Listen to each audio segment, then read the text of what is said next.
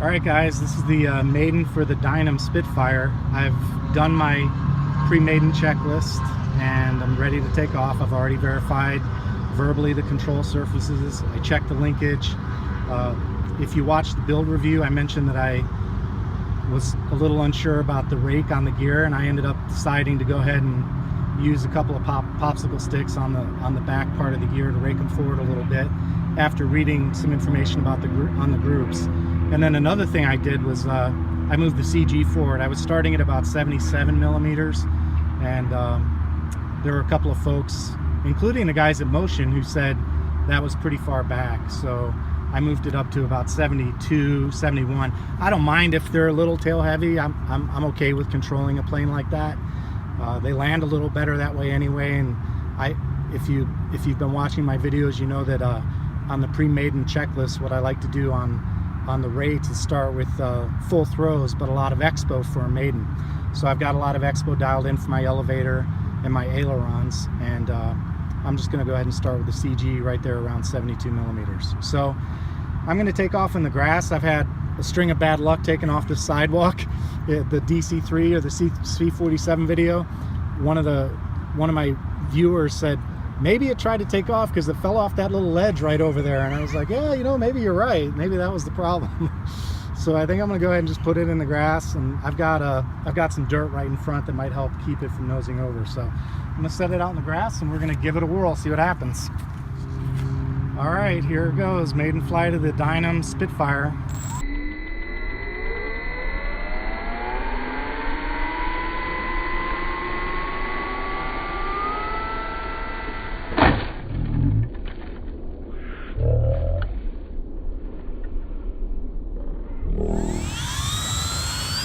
Oh, see? Now, that's what I was worried about, the nose over, and all I did was I didn't want it to take off too soon, so I just let off the elevator a little bit, and as soon as I did, it nosed over. So let me square it away, we'll try it again.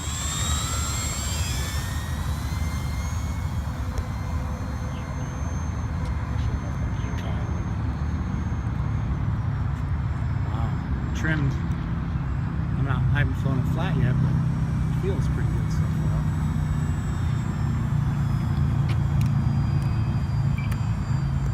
One-click trim on Tyrannus, and now we'll just cruise around a little bit and see what she does. Little nose up, just a touch. Oh, and by the way, I am flying with a 4-cell pack. I already learned that lesson on the Mustang. I don't like these 800 and whatever, 850 kV or 815, whatever they are. I don't like them on 3 cells. I just not real thrilled with that. All right, let me do a little bit of a low flyby.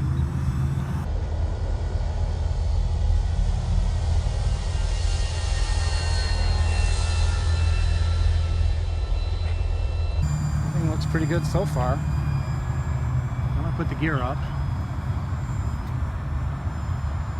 Try another flyby, able to hit the gas this time.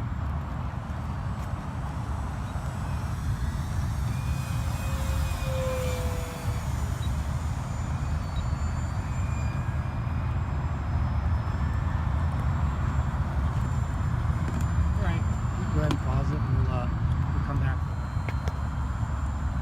All right, I'm gonna land. I was just doing some maneuvers, and I hit the power and it did not feel right. Something felt real soft, so I'm gonna land and bring it in a little hot.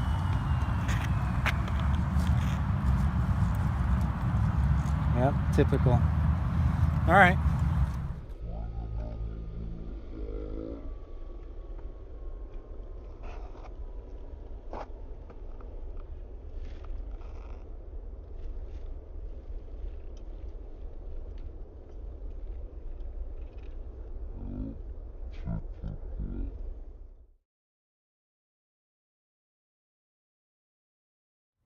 Hey guys, before I wrap up the flight footage, I thought I'd spend a couple minutes talking about, in a post-flight format, what I think about the plane and things that I'd like to see done and things that I will do to the plane to get it up to scratch. So first things first, notice the front of the airplane. there's no ventilation. I kind of knew this going in, you know, I should have done something about it. But when I put the airplane on the maiden flight, when I put the airplane on the ground, or actually while I was still up flying around, I went to add throttle and it didn't react. It didn't speed up. And I commented on that on the video. That's why I landed pretty quickly. So I got it on the ground. Okay, it still had power. But when I got it on the ground, I took the hatch off and felt the ESC and it was hot. Now, I know I ran a 4S pack on it. The ESC is rated for it, obviously, or it would have blown up.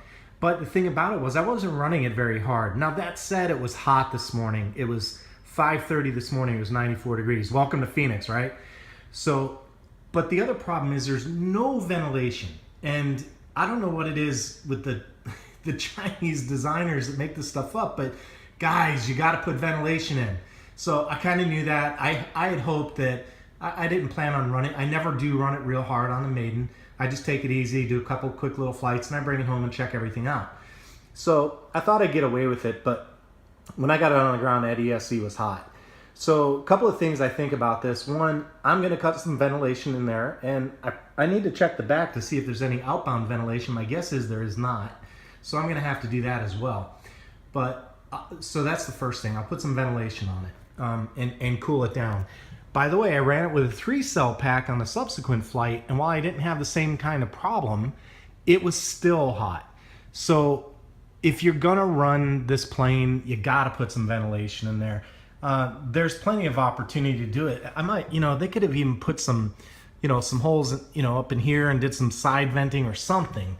But you know, and I don't know if Dynam ever watches these, but guys, put ventilation in. You can't run electronics this hot without putting some ventilation in the plane. You gotta have some airflow moving over that stuff. And if you live anywhere where it's hot like I do, you definitely need to have it. Okay, second thing. When I did the build video, I said I was gonna leave the rake alone, and I wanna show you what I did. So here's my original CG, and once those are on, they don't come off because they'll take the paint off. But I moved it up to there. You see that dot? So I just put a little black Sharpie. My CG, when I balance it, is right there.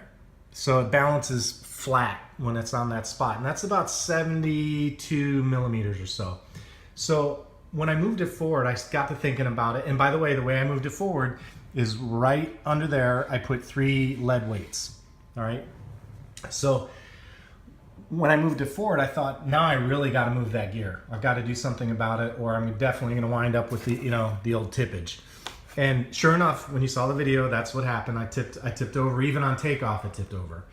So let me try and do that thing where I kind of go down the side of the wing and show you. So here's CG, right?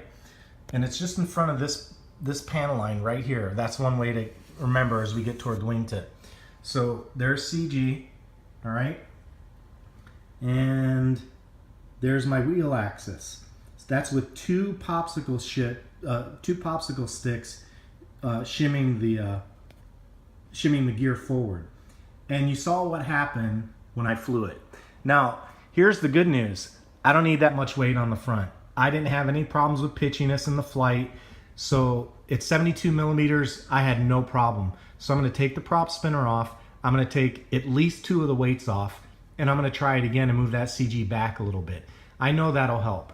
Another thing I'm going to do is I'm going to bend that tail wheel. I'm going to bend it up a little bit. Now, it's already pretty close, but I'm going to bend it up even more. I don't want it rubbing the fuselage, but I've got at least 1/4 of an inch. And when you even that little bit, because it's so far back and because you got such a long tail moment, that's going to make a difference. That's going to put that prop up in the air even more. The only thing I don't like about that is changing the incidence of the wing and potentially getting too early of a takeoff. All right, so that's what I'm going to do to work on the tipping issue. And you saw in the flight, the landing wasn't bad. It was into the wind. It was pretty slow, but right at the end, they just tip over. Another thing one of the guys at the park told me was, he said, when you see it about to tip like that, kick in a little rudder, left or right, doesn't matter. And that'll upset the inertia and tend to keep it flat. So I'm going to try that out. And another thing I'm going to try is, I had full up elevator, but I think what I'm going to try is I'm going to set up a landing rates. And on landing rates, what I'm going to do is put full up elevator in with a really high expo. And that way what it'll do is it'll give me a little softness in the middle for landing, so I'm not pitching up and down all over the place. But then when I'm on the ground and I pull the stick all the way down for up elevator, it'll give me a full up tilt on the elevator. So I'm going to try that too. And then one other thing I was thinking about doing too was leaving a little bit of throttle going to help get some prop wash over that elevator. So there, while it's coming to a stop. So those are a couple of things I've been thinking about doing on to prevent that rollout tip over. If anybody else has any suggestions or something that worked for them, I'd love to hear them, because I really like this plane and I'd like to find a way to make it fly or land right without that tip over at the end of the run out. Okay, let's talk about flight performance a little bit. I'm really developing, well, let's admit it, I love Dynam planes. They fly so well. It's just hard not to like them. What I don't like are their power choices. So with the 4-cell battery, I did that because I knew flying with a 3-cell battery on this setup was gonna suck. It was gonna suck. And it does. I've seen plenty of videos, guys flying these things around on 3S, and yeah, it's cute and it looks scale, but I mean, that's boring. It's almost lethargic. It's not inspiring. It doesn't feel like a fast warplane. It just, and you can tell in the maneuvers too, because when you do loops or rolls, it just, you can't do 2 in a row. Let's put it that way. This plane really needs to have a 4-cell battery setup, or maybe even a little bit of a bigger motor. Now that said, with the 3-cell power, it flew fine. Look at that cord. I mean, this cord is enormous. That's my hand, and that's a big, thick cord. So it generates plenty of lift. It flew a lot like the Thunderbolt. It flies easy. There's no other way to put it. And that's with the CG at 72 millimeters. I've seen a lot of discussions about this on the groups. I started out at 77 and moved mine forward based on some of the discussion I saw on the groups. Maybe, and by the way, I was watching another video. In fact, this guy's got it up on he had some problems landing, but when I looked at his Spitfire, his definitely was a different generation. It has different decals, it's got a different paint scheme, it's got no retractable landing gear, so he has a different generation Spitfire. This is definitely a revised model, and maybe that's the problem. Maybe that's why these guys were saying they were having problems, because as you can tell with that plane, when he first flew that, he had real tail heavy problems. He was way tail heavy, and it did not fly well at all like that. So at 72 millimeters, this thing flew fine. It wasn't even close to being on the edge of what I consider questionable. So I'm going to move mine back, and with that, I still expect it'll fly just fine. But 4-cell packs, I kind of, this love-hate thing with Dynam, I really wish they would just do something about their power choices. And instead of what they're doing is they're giving us airplanes with power setups that are just on the edge. They'll fly, and you can't fault them. It gets up in the air, takes off, it looks fine. You can do some rolls, you can do some loops, but that's it. It's not what I'd consider very powerful. And that air cooling business, you gotta fix that. I hope Dynam watches, or somebody that matters at Dynam watches. They gotta do something to get some airflow on these sealed up front ends. It's just no good to leave those things sealed up. But that said, very happy with the flight performance other than the power, and I'm gonna do something to correct that. I'm gonna open up the ventilation to begin with. And if that's not enough, I'll put in a bigger ESC. And if that's not enough, I'll put in a bigger motor. But one way or another, this plane's going to fly because it's cool. It's a cool looking plane in the air. It's got great presence in the air. It's a Spitfire. It's an iconic warbird. And I really want this plane to work out. So I'm going to make it work out. Nothing really exciting happened in the sky. It came into land and just settled right in with about 20%, 25% power. I just kind of coasted her on in. And yeah, good flying airplane, just like all the Dynams. They fly really well. Oh, by the way, after I adjust the CG, I'll check for tipping again. If it tips again, I'm raking those things forward even more. with 2 popsicle sticks underneath the rear 2 screws back there, the wheels still fit perfectly in the wheel wells. I had no problems there. So if it still tips over, I'm going to put another popsicle stick, and by then I'll probably have to get some longer screws too. But I'm going to rake it forward more and more until it doesn't tip over when it lands. And by the way, it's grass. I know if you're flying on paved runway, I wouldn't expect this to be a problem at all. But I'm on grass, and on grass, even though it's pretty short grass, you saw in the video, they still tip at the end. And the Mustang does the same exact thing on the Mustang.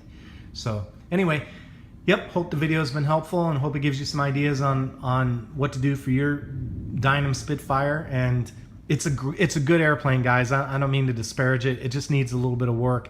And Dynam is so close. They're like 85–90%. If they just fix a couple little things, these things would be killer airplanes. They have just a couple things they need to sort out. So airflow, rake, and power. That's it on this plane.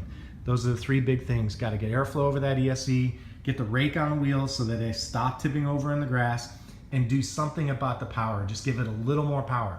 It doesn't need a lot. It's not like it needs 200 more watts. Just needs another 60, 70, maybe 80 watts, and it'd be good to go. All right, that's it. Hope you enjoyed it. You know I will be flying this airplane more. It was a lot of fun to fly it. So take care. Hope you enjoyed the video.